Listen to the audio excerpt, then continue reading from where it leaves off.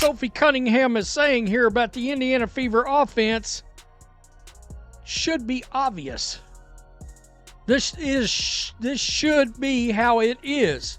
If you're a Caitlin Clark, if you're a LeBron James, your system should, your basketball offensive system should run through that superstar. So apparently, Sophie Cunningham is the villain again. The WNBA reportedly pulled her aside after she said something that, honestly, every single fan already knows. The Fever's entire offense runs through Caitlin Clark. And somehow, stating that simple fact set the internet ablaze. So here's the real question. Was Sophie out of line? Or just gutsy enough to say what everyone else was thinking? Because the outrage over her comment says way more about the league's sensitivity than anything Sophie actually said. Let's be real. She just told the truth. And Sophie Cunningham has come out and said such, and says that it was running through her. I guess when she was on the court. Now, we saw a few times where it looked like it was actually running through her. But we also saw times where it looked like it absolutely was not. She was playing off the ball way too much. But what has surprised me about these comments is Sophie Cunningham is getting attacked. Let's be honest. Sophie Cunningham didn't insult anyone or reveal some top-secret playbook. She just said what's obvious to anyone watching. The Fever's offense runs through Caitlin Clark, as it absolutely should. That's not shade. That's basketball logic. Yet somehow that truth earned her a warning. On her podcast, Sophie was simply explaining how elite players, whether it's Caitlin Clark or LeBron James, redefine the system around them. When you've got a generational talent, everything flows through them. That's not favoritism. That's the foundation of every successful team. The fact this became controversial says more about the league's fragility than her comment. Caitlin or like a healthy LeBron, wherever they go, that team will probably be above 500. Yep. But is that fair to say? Yes, but I think that the reason behind that is because those types of athletes, they get to come into an organization, they have the green light, and they can do whatever they want. Where that is very rare to get drafted and be able to control the whole system. Right. Was CC making decisions like? Yeah. With it? Yeah. As she should. No way. As she should, but I also think that go ahead. That's crazy. I didn't realize that. She's just young. I just didn't think that. But when you have a generational talent like that, she should have a lot to say of the system. She literally said, when you've got a talent like that, they should have a say in how the system runs. That's it. And suddenly, all hell broke loose. Fans started arguing, reporters clipped the quote out of context, and the league wasn't happy either. According to insiders, WNBA reps actually reached out to remind Sophie about media discipline and keeping internal talk off the mic.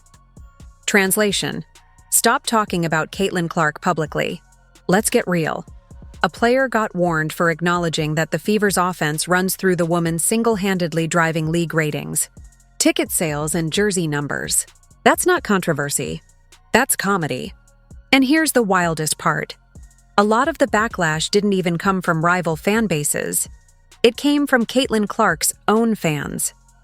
The same ones who flood timelines with her logo threes suddenly turned on Sophie for complimenting her.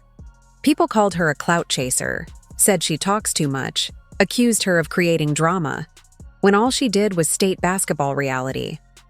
If saying your offense runs through the best player alive counts as controversial, then water might as well be canceled for being wet. We saw what happened. The one game where I'll say you're pretty confident that this was happening was second half of Atlanta, where Caitlin Clark kind of got into it with Stephanie White at halftime, and they come out in the second half. Tash Howard's benched for a lot of it. Kelsey Mitchell gets benched for a good bit of it, and they really go on their huge run, where they go from losing at halftime to winning by 20. Let's be brutally honest. Sophie didn't say anything shocking.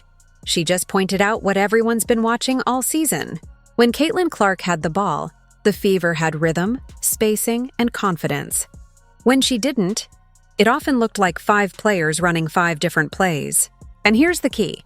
Sophie isn't speaking as some random analyst or salty rival. She was in that locker room.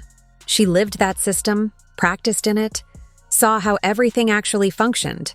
If anyone has earned the right to discuss how the Fever offense truly operates, it's Sophie Cunningham. Plain and simple. The WNBA has always had a thing about control. They want every quote polished, every interview safe, and every storyline carefully filtered through PR approval. No surprises, no chaos, no personality. But Sophie Cunningham clearly didn't get that memo. And that's exactly what makes her dangerous and refreshing. She's outspoken, unapologetic, and refuses to play the corporate yes ma'am game. Remember earlier this season when Caitlin Clark got leveled on a hard foul and everyone else froze? Sophie was the only one who actually stepped up, got in faces, and sent a message. You don't mess with her teammate. That's who she is. Blunt, fiery, loyal, and real. And here's the irony. The league says it wants stars, yet punishes authenticity. The WNBA's growth isn't fueled by polite post-game answers.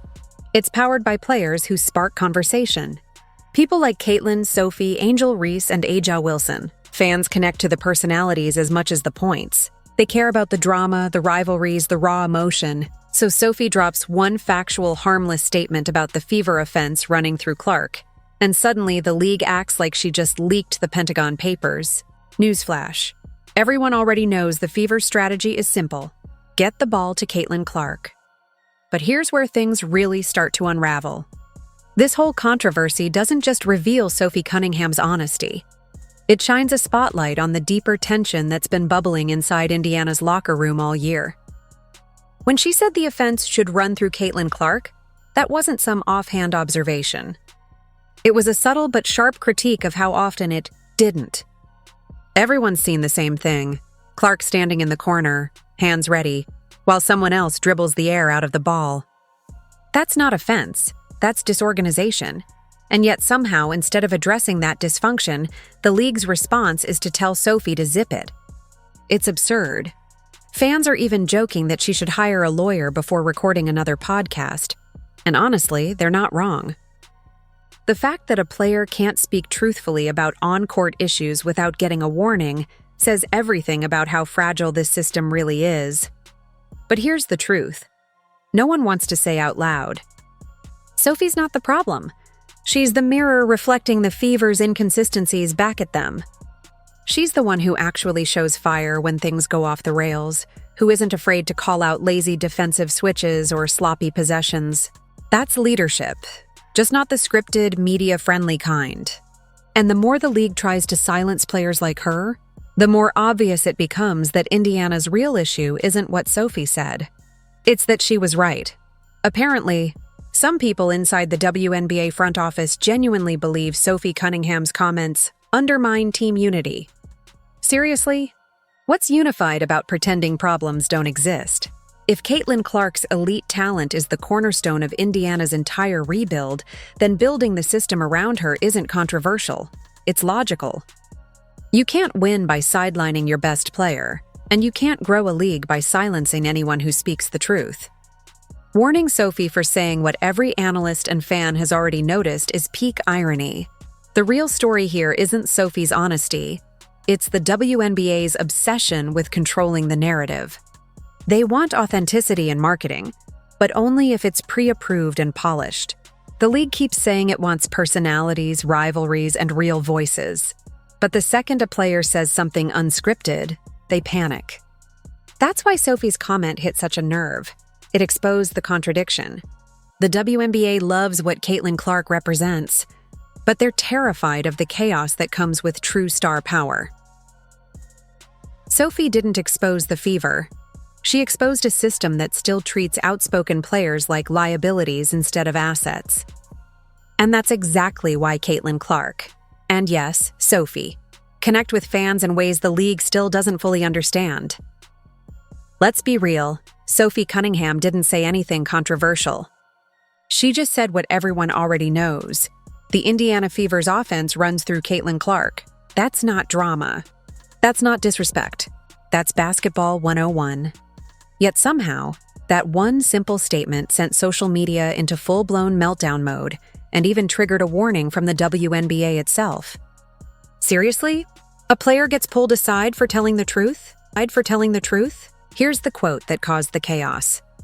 "When you've got a talent like that, they should have a say in how the system runs. That's it.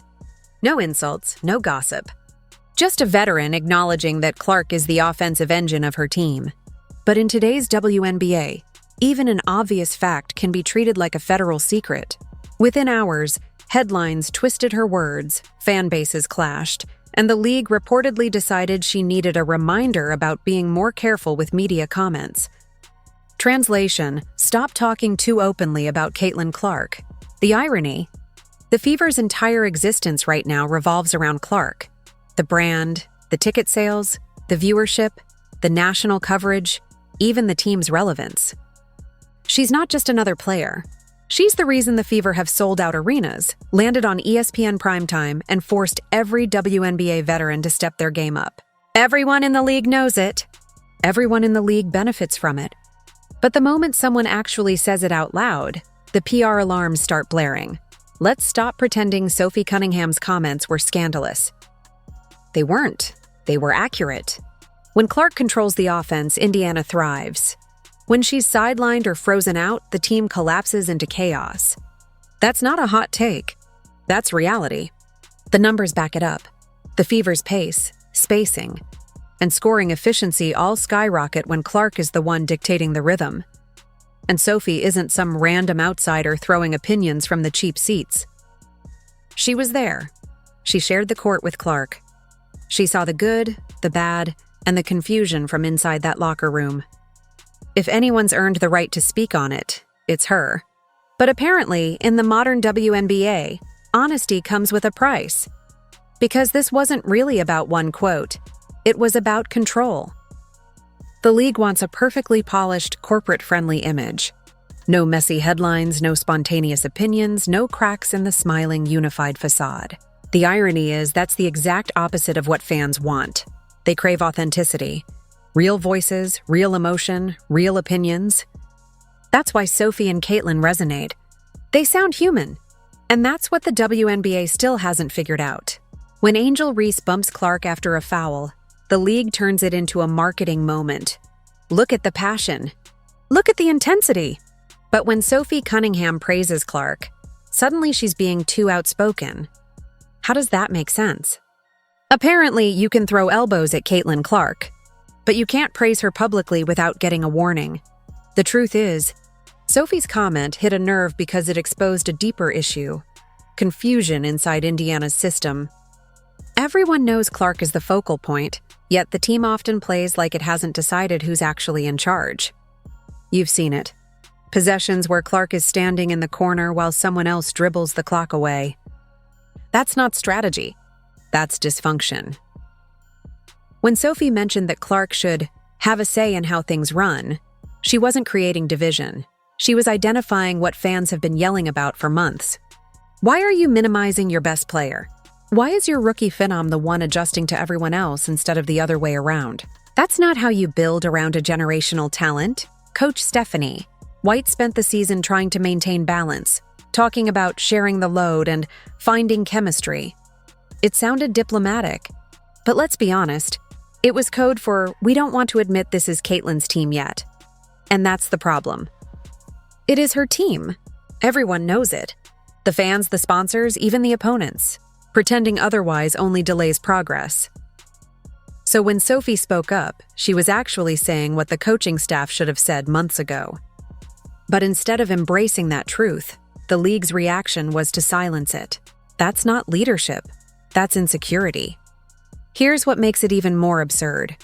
Caitlin Clark herself didn't even flinch. According to people close to the team, she literally laughed it off. No drama, no offense, just Sophie's being Sophie. End of story. The only people panicking were those trying to keep the league's image airtight. And that right there is the WNBA's Achilles heel. It wants to grow, but it's terrified of realness. Every time a player says something that isn't pre-approved, the league gets nervous. But that same nervousness is exactly what's holding it back from mainstream breakthrough. Sports fans don't fall in love with sanitized sound bites. They fall in love with personalities. Sophie Cunningham is a personality. She's brash, fiery, competitive, and unfiltered. The kind of player who gives the league texture. She's been booed, shoved, and doubted her entire career, but she never blinks.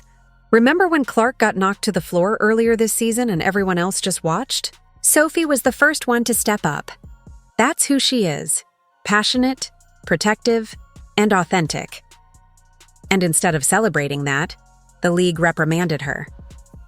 That's the part that stings.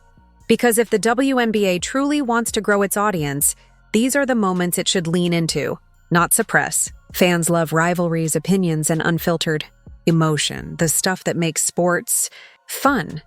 It's not lost on anyone that the same league that lets players publicly throw shade at Clark on social media suddenly finds its moral compass when someone compliments her too strongly. The inconsistency is wild. Here's what's really happening. The WNBA is caught between two realities. On one side, there's the old guard, a league that wants to stay safe, controlled, and community-driven. On the other, there's the new wave, led by players like Caitlin Clark, who are pushing the league into global relevance. Clark brings eyeballs, controversy, debate, the very things that make a sport matter culturally. And Sophie Cunningham, knowingly or not, sided with the new era. Her comments said what the WNBA's executives won't. The league's current boom doesn't exist without Caitlin Clark.